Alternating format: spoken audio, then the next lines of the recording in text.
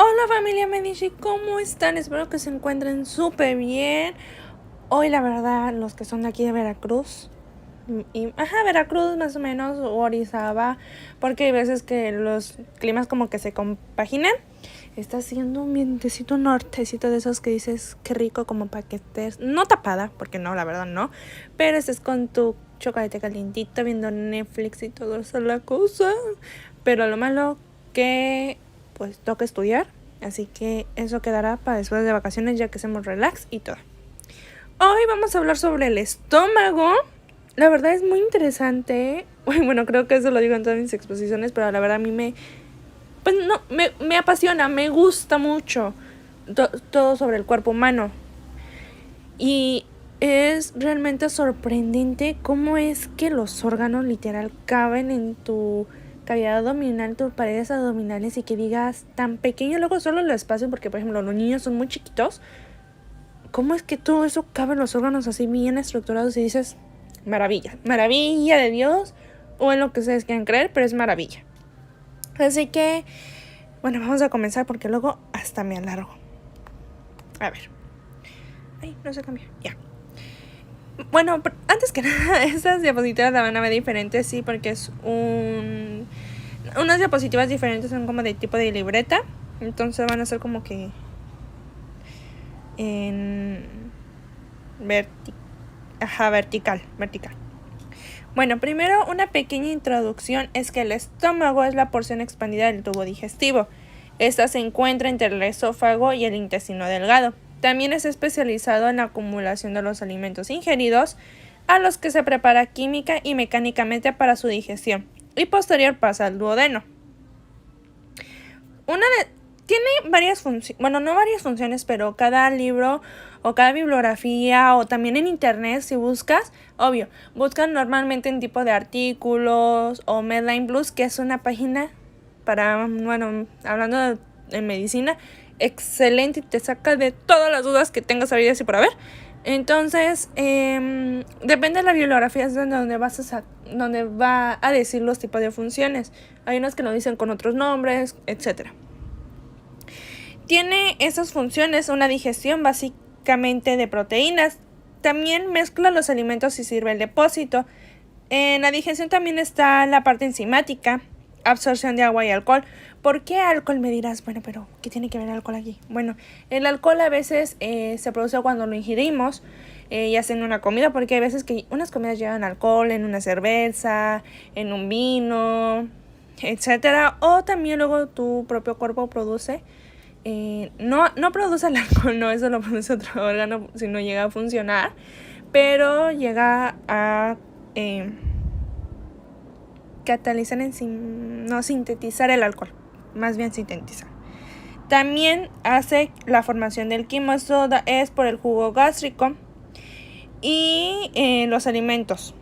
Cuando se forma el quimo, también el diámetro del estómago vacío es algo mayor que el intestino grueso, puede bajar de 21 a 31 comidas, y un factor intrínseco.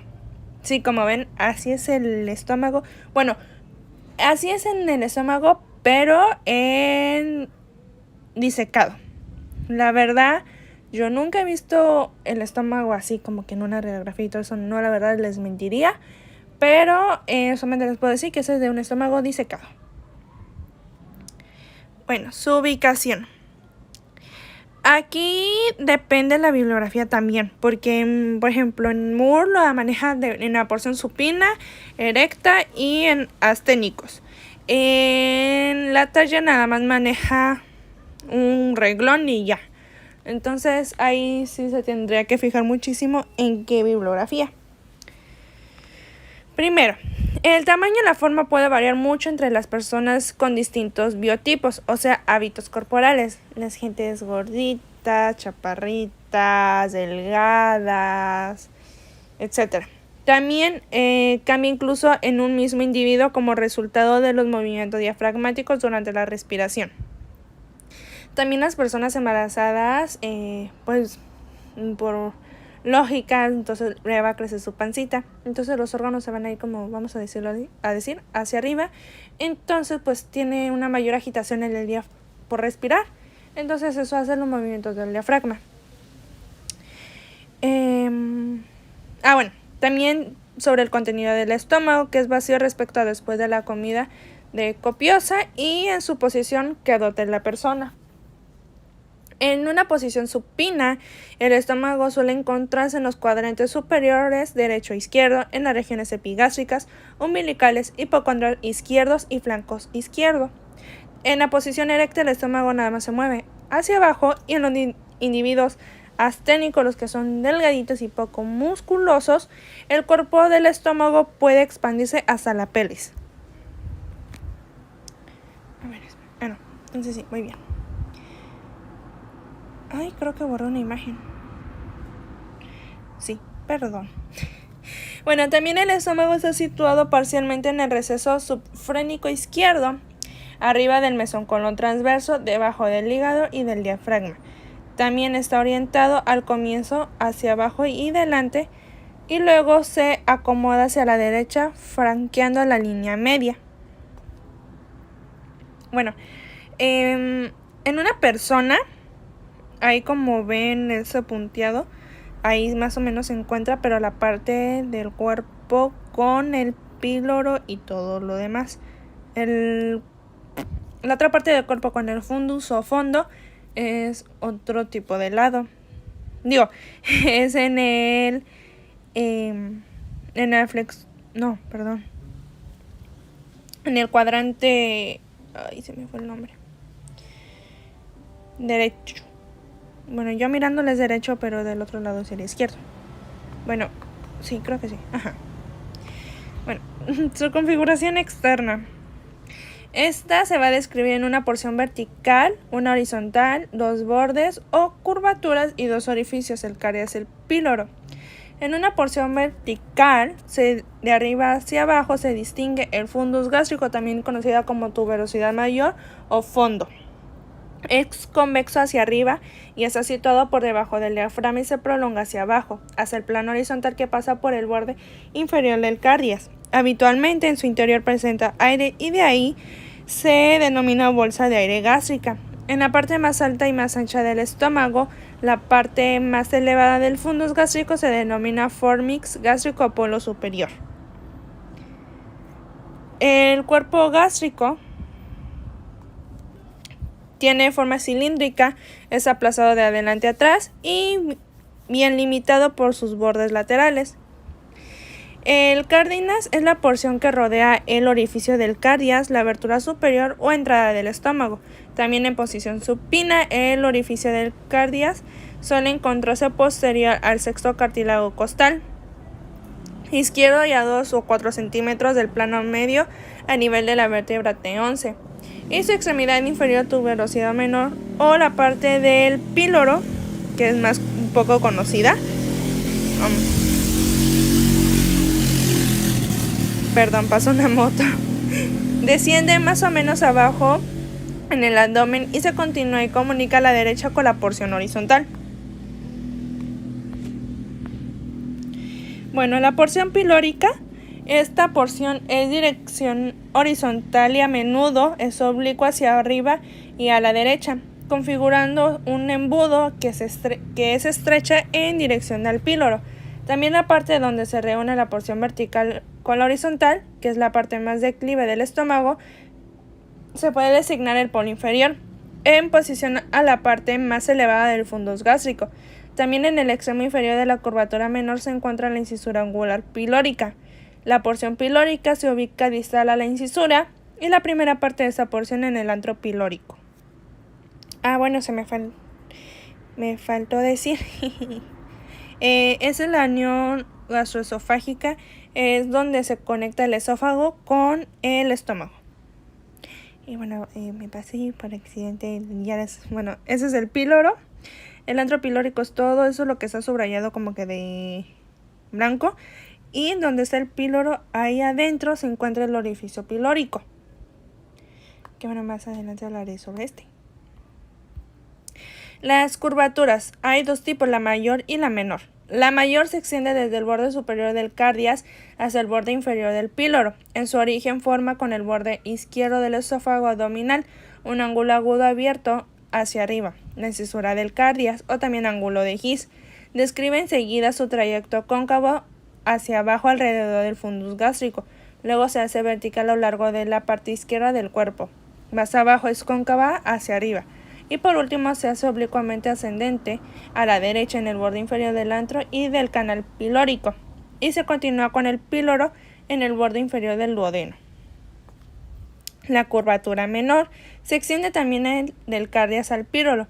Al principio es vertical a lo largo del cuerpo gástrico y luego se curva bruscamente dirigiéndose a la derecha, arriba y ligeramente atrás, también en el nivel del antro y canal pilórico. Para continuarse con el borde superior del duodeno, entre estos dos segmentos se configura la incisura angular, abierta de arriba y a la derecha. También la curvatura menor es más gruesa que la mayor y presenta dos vertientes, una anterior y otra posterior. La curvatura menor llega a los vasos cinerios más importantes. Pueden considerársela como el hilio gástrico. Y el píloro, eso es lo que le decía, ese es el orificio del píloro y ya se conecta con el duodeno. Está situado en la parte inferior de la curvatura menor. También está marcado exteriormente por el espesamiento y estrechamiento que corresponde al esfínter pilórico, anillo del músculo liso que abre o cierra el orificio. También controla así la abertura del estómago en el intestino y ese orificio está orientado de la derecha, algo atrás y arriba. Su configuración interna. Esto es nada más un previo porque más adelante les voy a hablar cada detalle de cada capa. Tiene la mucosa gástrica que se caracteriza por presentar pliegues paralelos al eje mayor del estómago. A nivel del cardias, la unión de la mucosa esofágica y gástrica sigue en línea irregular, también está situada a nivel variable. Esto depende también de la estatura de la persona, su complexión anatómica, etc. También a veces es suprayacente al cardias. Este pliegue da la válvula de cardias o válvula de Gubaron que opone a estar desarrollada al reflujo gastroesofágico, aun cuando no resulta suficiente como para prevenir el reflujo. Por eso le voy a decir, es que se me vino como que el ácido del reflujo. Bueno, todo eso es lo que contiene el estómago. También a nivel del píloro, la mucosa tapiza la cara profunda del esfínter pilórico, que la eleva en la luz del orificio. Básicamente así está conformado. Este es el estómago y ya hacia el cuerpo o hacia el antro es donde se va encontrando todos esos pliegues para que ya ese quimo ya vaya como que degradándose y ya se vaya volviendo un poco más semilíquida. Su constitución me equivoqué, es constitución anatómica, perdón.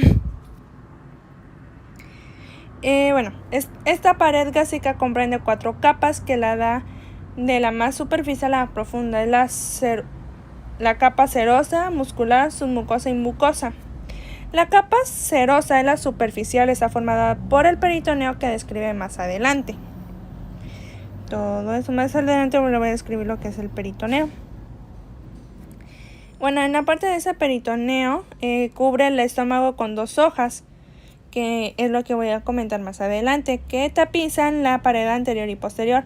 La parte serosa está separada de la muscular subyacente por una capa muy delgada de tejido celular, que es la subserosa, por la cual cursan vasos y nervios del estómago.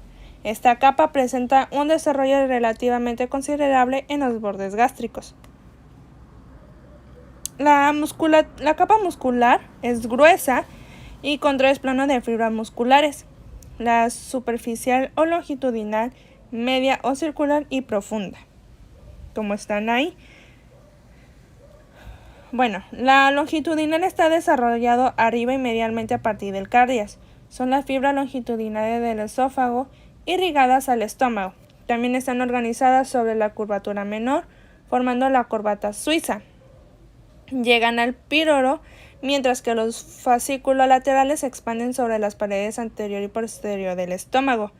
Las medias o circulares son perpendiculares al eje mayor del estómago y la profunda son fibras oblicuas expandidas sobre las 2 paredes gástricas.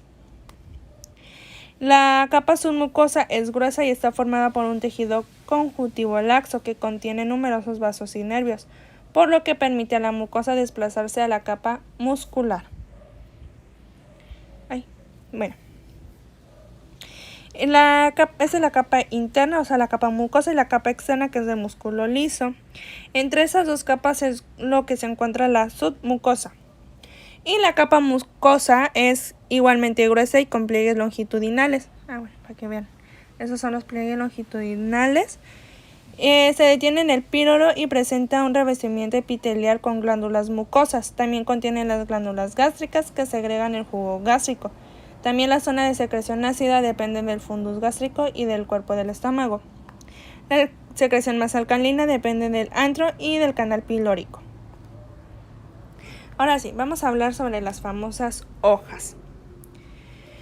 Esto se va a dividir en dos, la hoja anterior y la posterior. La anterior está ubicada de arriba y asciende hacia la cara anterior del cardias, también del fundus gástrico y del esófago abdominal, antes de reflejarse sobre la cara abdominal del diafragma a lo largo de la curvatura menor. Abandona esta y se dirige hacia la cara visceral del hígado, lo que forma la hoja anterior del epiplón menor o ligamento hepatogástrico. También a lo largo de esa curvatura, esta hoja se prolonga más allá del estómago, de arriba y a la izquierda hacia el ilio del vaso y abajo hacia el colon transverso. También participa sucesivamente en la constitución de los ligamentos gastroesplénicos y gastrocólicos y con el epiplón mayor.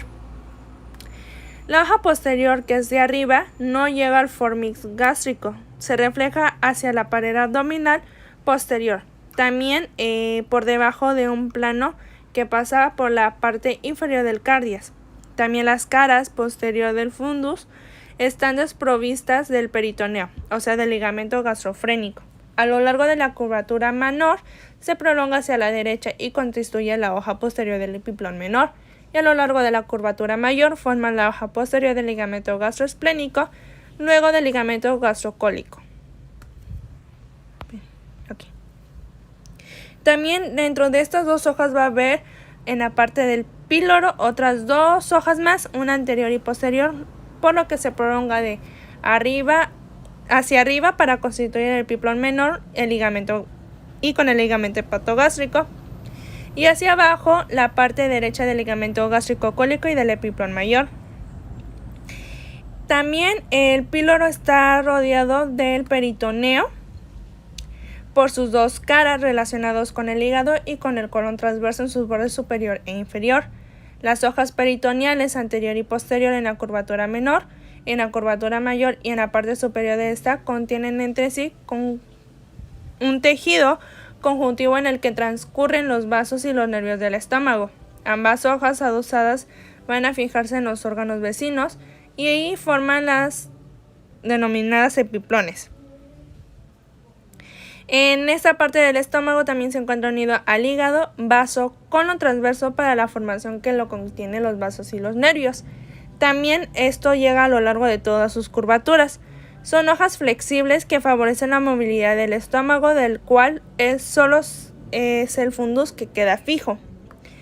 También en su parte fija, que es la superior, que es del cardias y fundus, está libre el resto a nivel del píloro. También el sistema digestivo se fija a la parte posterior de la mitad distal de la porción superior del duodeno, por lo que es posible movilizarlo a la medida que lo permita. También los mesos que lo unen al hígado y colon y al vaso. Vamos a hablar ahora sobre los aumentos, tanto mayor, menor y ligamento gastroesplénico o gastrolienal. Con el aumento menor está tendido entre la curvatura menor del estómago y la porta hepático o hilo hepático. Está situado en una cara visceral del hígado. Se considera que tiene dos bordes viscerales, un borde diafragmático o vértice y un borde libre o derecho. Forma la pared anterior del vestíbulo de la transcavidad de los epiplones y el borde gástrico es más amplio. Ese se inserta en el borde derecho del esófago, en la curvatura menor y en la porción superior del duodeno. También contiene los vasos de la curvatura menor del estómago. Y en su borde libre a la raíz hepática, formaciones peritoneales en la región supracólica del abdomen. El ligamento gastroesplénico tiene ambas hojas peritoneales gástricas.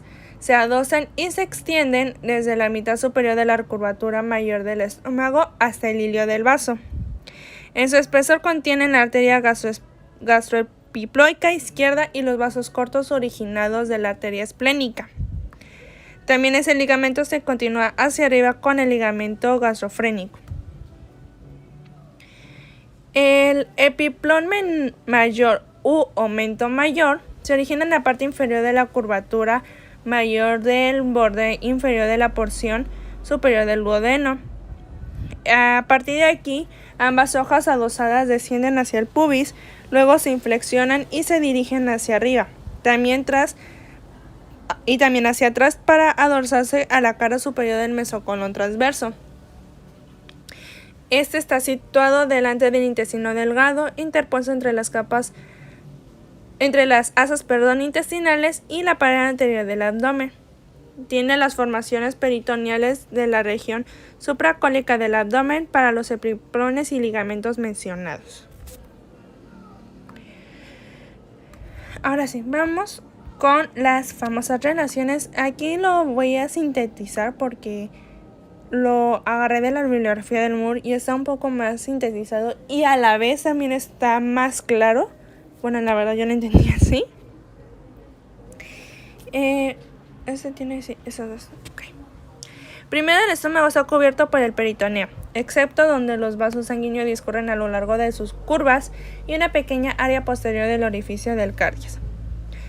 Las dos hojas del aumento menor se separan para extenderse alrededor del estómago y confluir de nuevo, de manera que en su curvatura mayor forma un aumento mayor.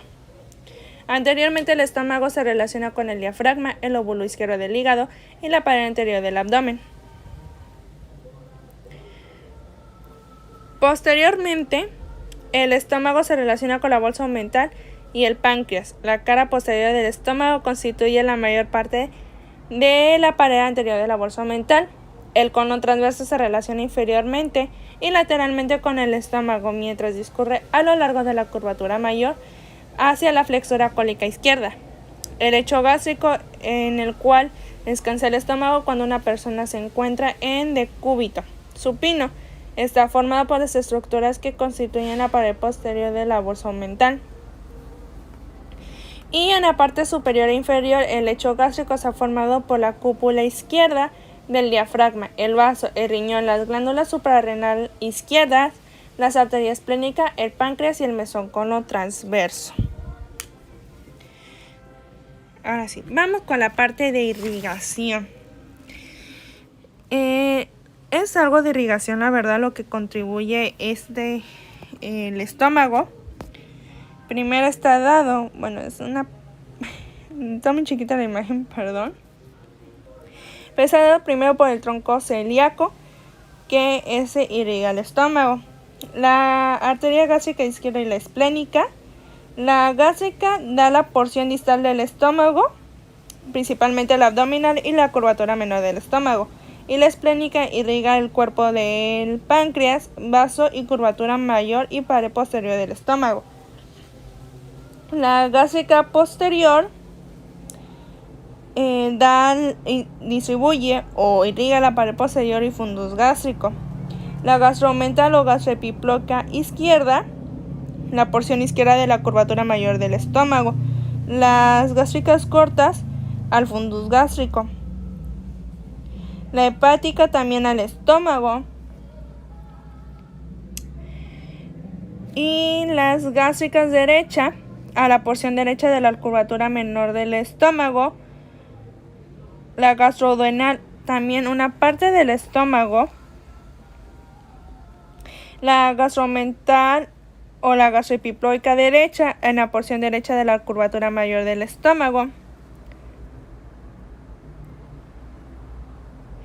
Y ya, esas son las ramas o las arterias que están irrigadas. En el drenaje venoso está dado por las venas gástricas, que presentan una posición y un trayecto paralelos a la de las arterias. Las venas gástricas izquierda y derecha drenan directamente en la vena porta hepática. Las venas gástricas cortas y las venas gastromentales o las gastroepiploicas izquierdas. También drenan a la vena esplénica, que luego se une con la vena mesentérica superior, VMS.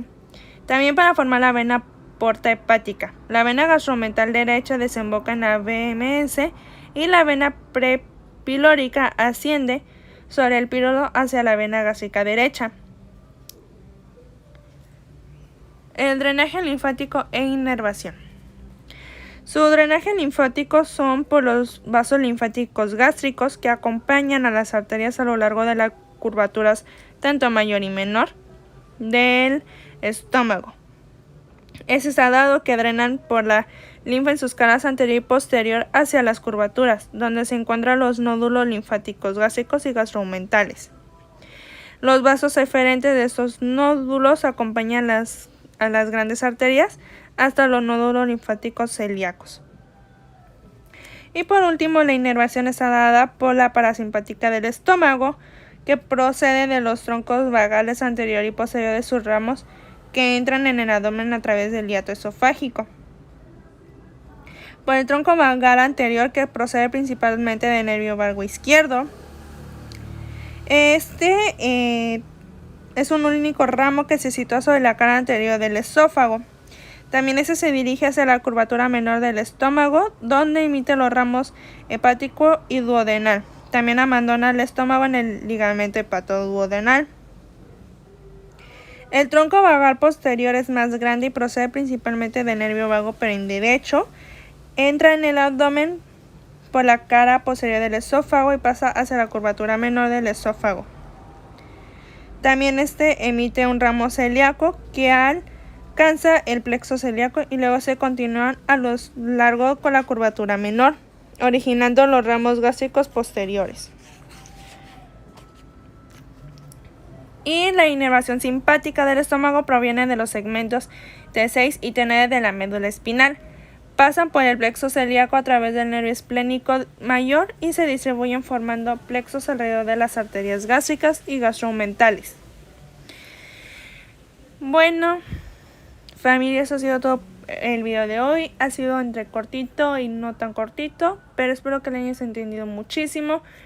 Ya sabes qué hacer, suscribirte, por favor, activar la campanita de notificaciones, darle like y compartir muchísimo sus videos para que muchas personas sepan la maravillosidad del cuerpo humano. Que se cuiden muchos, mis amada familia. Cuídense, protéjanse, ya saben, si van a salir y todo eso, el cubreboca, la careta, el gel, por la pandemia que existe. Nos vemos en un próximo video. Bye.